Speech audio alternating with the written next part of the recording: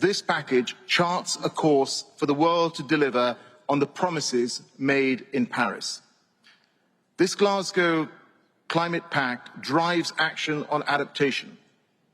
It emphasizes the need to act. It sets a clear way forward on the global goal on adaptation, and it urges developed countries to at least double their collective climate finance for adaptation by 2025. It operationalizes the Santiago network on loss and damage, finally giving that issue the focus and attention it deserves. It commits to urgently scale up finance, which is the foundation for faster action and confidence that we can go further. And it sets out actions to empower and engage all of society in driving forward this transition.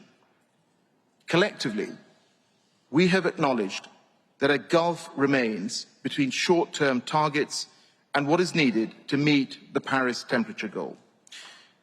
And so our pact brings parties back to the table next year to improve their commitments, to drive up ambition across this vital decade. And it emphasizes the urgent need to accelerate our efforts to turn targets into actions to keep 1.5 within reach. And that work must start now. We have also, for the first time, adopted text to scale up clean power and phase down dirty coal. And after no less than 6 years of discussions, friends, we have concluded on those final parts of the Paris Agreement rulebook, on Article 6, on common timeframes, and on transparency. And these put in place the rules and systems to keep us accountable and support increased ambition. Their resolution will unleash the full force of what was agreed in Paris.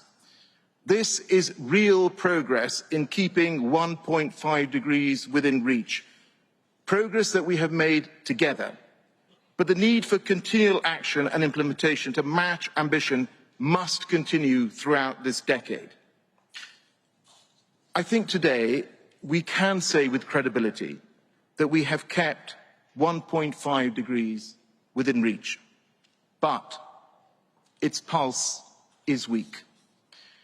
And it will only survive if we keep our promises, if we translate commitments into rapid action, and if we deliver on the expectations set out in this Glasgow Climate Pact to increase ambition to 2030 and beyond, and if we close the vast gap that remains, as we must. Because as Prime Minister Mia Mottley told us at the start of this conference, for Barbados and other small island states, she said, 2 degrees is a death sentence. Friends, it is up to all of us to sustain our lodestar of keeping 1.5 degrees within reach, to continue our efforts to get finance flowing and boost adaptation. After the collective dedication which has delivered the Glasgow Climate Pact, our work here cannot be wasted. The drive towards 1.5 for a cleaner, healthier, more prosperous and more resilient world must continue, and we must continue that together. At the start of this summit, the world was asking, quite rightly, do the parties assembled here in Glasgow have the courage to rise to the scale of the challenge? Well, my friends, you have responded. We have responded. History has been made here in Glasgow.